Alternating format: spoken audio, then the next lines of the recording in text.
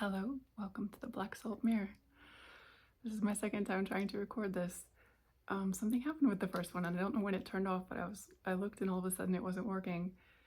And I was shuffling the deck at the time, and as I'm doing that, this card pops out, which is the Three of Cups in reverse. But it looks like three people like playing hide and seek or hiding or giggling. And it's like, pay attention to us.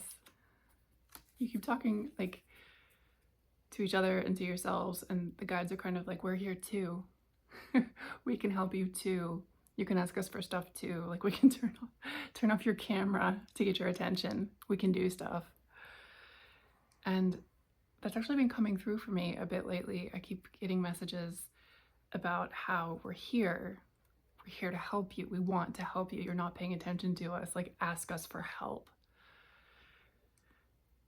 And I guess that's not just for me, but for the whole collective.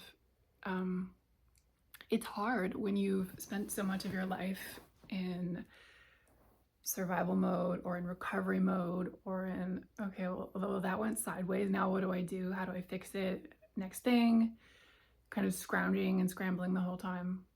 And then you finally come to this place, and then all of a sudden you're asked to think that it's going to go well.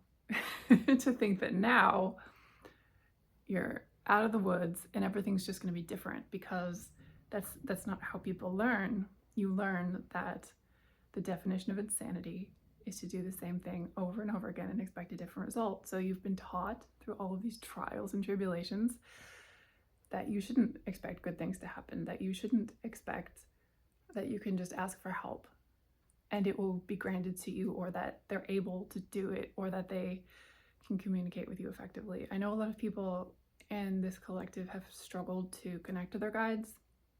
When I first started learning tarot a number of years ago, I was part of these groups where we'd read for each other so that we could practice. And quite a few of the people in the groups were saying, like, I'm struggling to get messages from my guides. I don't know who I'm talking to, or I can't connect with anybody, or like it's muddled, or like there wasn't a clear communication channel happening, and they weren't sure if it was their inability to like understand how the guides communicate, or if there weren't anyone there, or if they were doing it wrong. But they're saying now it should be easier. Now you should have a clear line to them. And now they're in a situation where they can do a lot for you, particularly right now. It'll go away again somewhat, but there's this chunk of time. I mean, in this new paradigm that we've shifted into, they have a lot more control, which is part of the reason that we're here, because they can insert themselves. I'm hearing put their hands in more. But you have to ask them. You have to tell them what you need. I don't think they can hear your thoughts. I think they can hear if you speak out loud.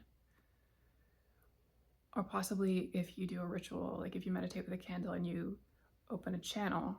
But I think if you're just sitting around thinking, or you're just living your life, you might think, oh, it's really obvious that I need money for gas right now. Like, I shouldn't have to ask for money for gas, because obviously I need, like, my car is running low.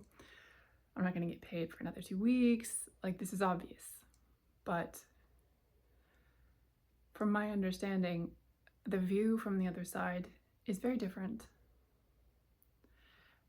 In the reading that I'd started, I pulled the Ten of Cups, and I was pointing out how he has vampire teeth and red eyes, and this camera doesn't like the cards today, but he's got vampire teeth and red eyes. And in the background you have the traditional Ten of Cups with the cups and the rainbow and the house.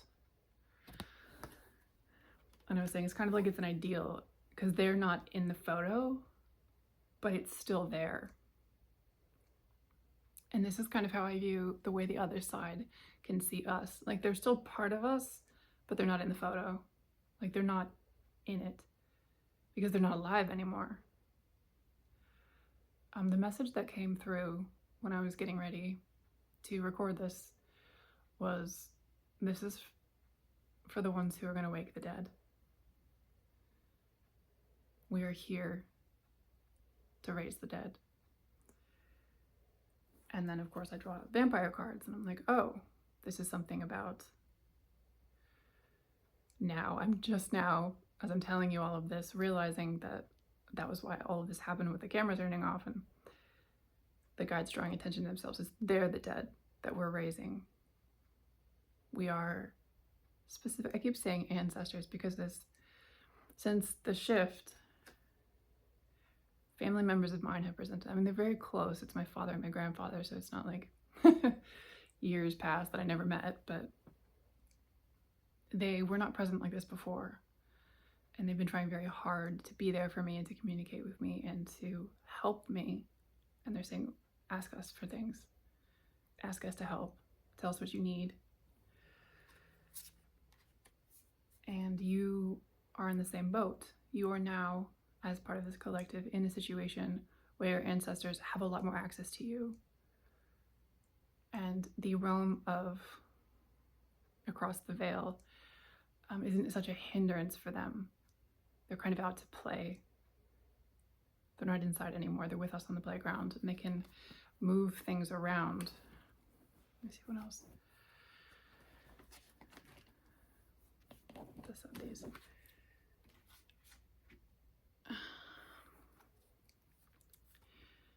I have got the 8 of snowflakes here. There she is knitting.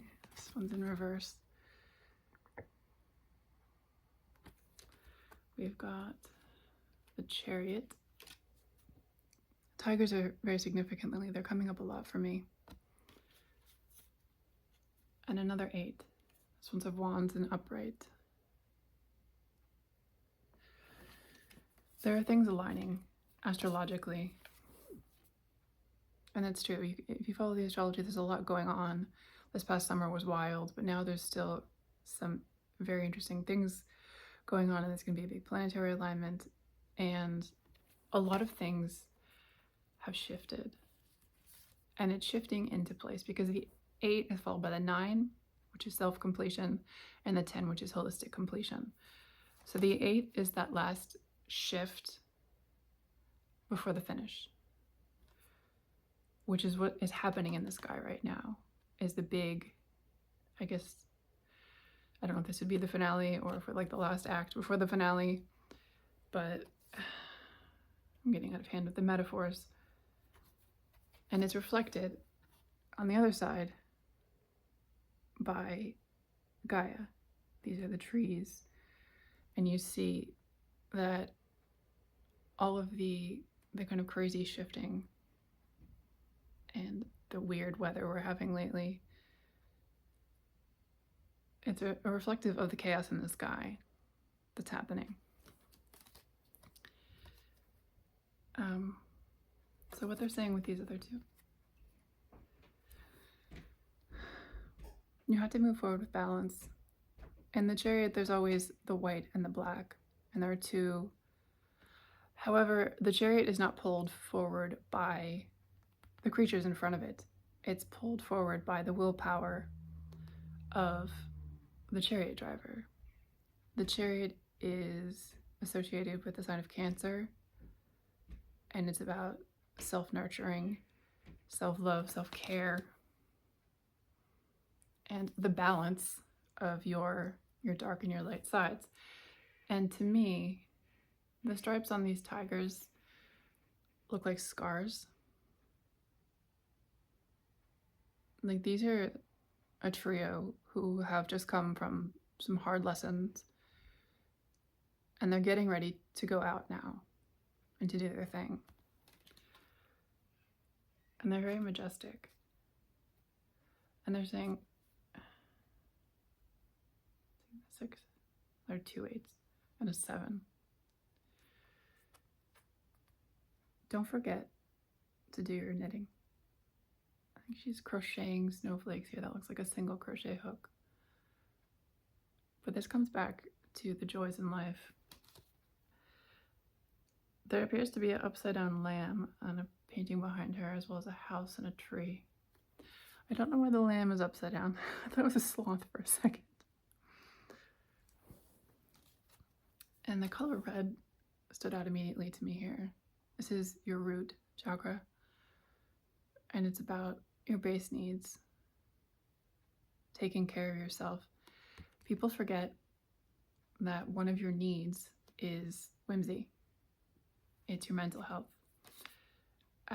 Years ago, I played this game called Do Not Starve. I think it was a stock game on a gaming system that someone I knew bought. And we had to play it because the graphics card, after a certain amount of hours, could sometimes go bad. So he's like, we need to get to that amount of hours so we know that the graphics card is good. So I was playing this game called Do Not Starve, and it was your typical game where there's like health levels and you have to get shelter and food. But there was another level that was mental health. And the little boy in the game had to do things like make flower crowns just for fun, or he started seeing monsters. And they could attack him, and the music changed and everything got like wobbly, but that was all like he needed to do something that wasn't device driven. It wasn't chopping wood or building a house or killing something to eat and preparing the meat, which was a lot of the stuff you had to do in the game. And this was the one thing that I thought was clever that they built into the game with it. He also had to do something for himself, like flower crown. I think that was the only option, was flower crowns, but you had to take the time to build them and put them on and admire yourself. And remember that it's not all about action, action, action, action, action. You have to stop and realize that one of your needs is actually whimsy. And that word keeps coming up. I don't know why I saw my octopus in my hair just now with his monocle and his teacup and his top hat. His name is Clyde Humphreys. He's probably like 12 years old now. Got it a while ago. Whimsy. Yeah. Sometimes you have to ink it on yourself to remember. And the other card that came out with what I interpreted to be the ancestors was and it's conveniently stuck out when I stacked it, so don't forget me, is the Four of Wands, which is celebration. It's always a good card to get. Oop, hang on just a second. The clock is always here to remind you that time is a construct. This is a celebration, and it's this greenish yellow. The yellow is your wants in your solar plexus. It's the things that you want. It's the things, if it's out of balance, you can feel a constant lack and a need to attain and attain and attain. But this is a little bit green, so you go up one more to the heart. So, although she doesn't look through, oh, maybe she's smiling. I thought for a second she looked like she was not having a great time, but it just might be a weird smile.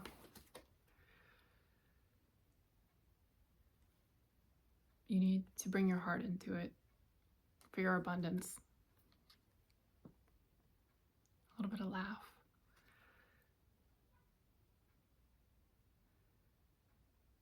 They said first you have to get bored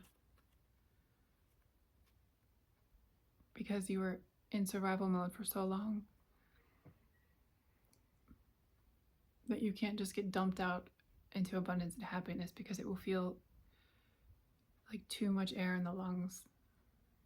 It'll burn. So first you have to giggle into it. I'm getting the goofiest message today. But they keep giggling at me. They're like, take time to giggle. Take a beat. And slowly adjust yourself and acclimate. So when the abundance comes, it won't smack you in the face like a big wave. So get bored. And then once you're at an equilibrium, then you can move on to the next phase. I'll check if there's anything else.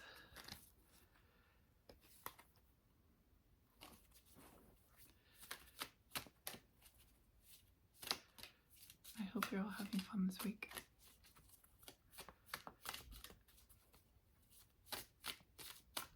My dogs are especially playful for some reason. I think that's a good thing. I will never personally embody as much joy as they do, but it's wonderful to see them with it. So last week we have the King of Wands and the Four of Swords in reverse. It's the same message that I started with. Waking the dead. That looks like a vampire. And sleeping in reverse. Also looks like a vampire. Maybe everybody in this deck is a vampire. You can ask them in your dreams. You can, if you need to, ask for messages in your sleep that you'll be able to interpret. Because I know some people have trouble sitting and asking for things or like saying something out loud, like there are spirits in the room. So I said, you have your own unique way.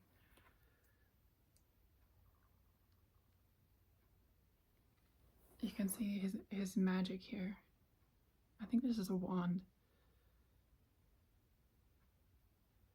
You have your own unique magic, and you can choose how you receive these messages or how you can ask them for help and what they can do for you.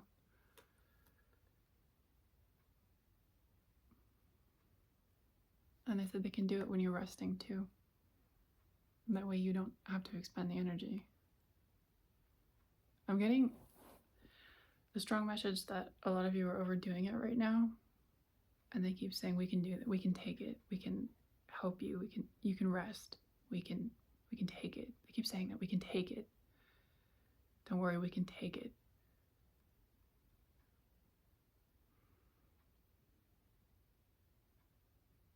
And maybe they mean like whatever you can throw at them. It could mean anything. All right, my loves. One from the Muse. I have so many decks because I love the artwork.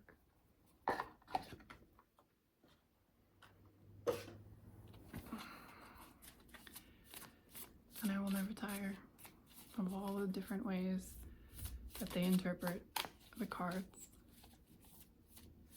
And how we can sit here and look at some pictures and I know exactly what they mean. The Knight of Emotions in reverse.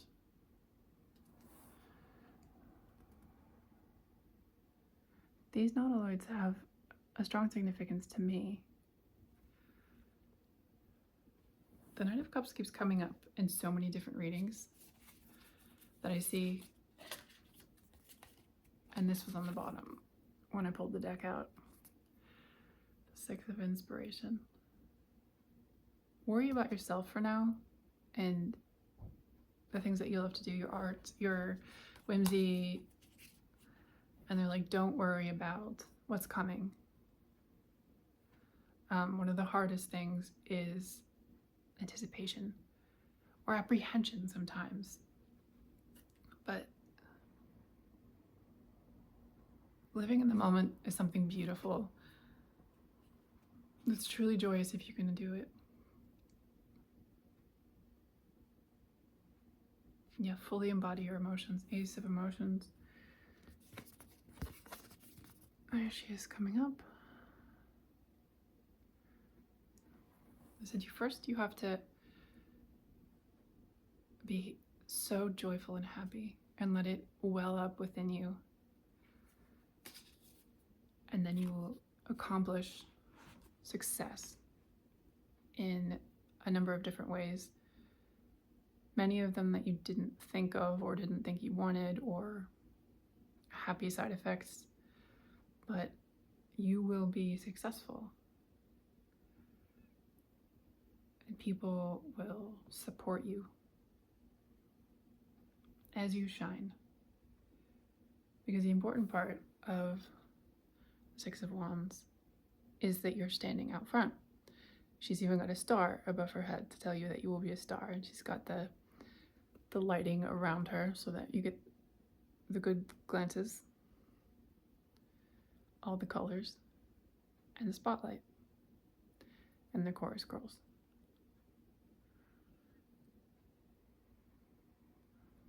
But be comfortable getting out more and being with people and finding your tribe, and you don't have to seek them out. They will come to you if you focus on yourself and what you love to do and what you're passionate about and what inspires you. The joy will come, and with the joy, the right kind of people, and with the right kind of people, more joy, and then the right person. Some of you are waiting for a person, and they're saying, don't do that. Don't do that. Focus on you. Focus on your shadows. Yeah. 7 of Voices in reverse and 3 of Voices. Get yourself out of the shadow and come into cunning as the fox. Because there's a part in the background that's still thinking it's all going to go back. And that's the trap. There are these beams of light coming out of you. You can feel the happiness, and you can feel that you want to shift into the light and the joy and the embodiment, but you've spent so long with these experiences that keep telling you, no, like you're going to stay stuck. Everything's going to fail. You're going to be back where you started. You're going to have to do this all over again. Why try? And they're saying you have to acclimate yourself slowly to this idea through joy, through whimsy. And then you will start to see that no, it's stable. That's why they keep saying get bored. Because stability can feel boring if all you've ever had is chaos. So like find whimsy every day. Even if you have to set an hour on your timer to do your art or to do your fun thing, put it on a timer, say this is my whimsy hour, and find it again, and find that stability and find that predictability, and start to let your immune system relax into the notion that you can have this. It will stay with you. Something isn't going to come up and screw it up. So that is the message for today. I hope you're all doing amazing, and I will see you again very soon.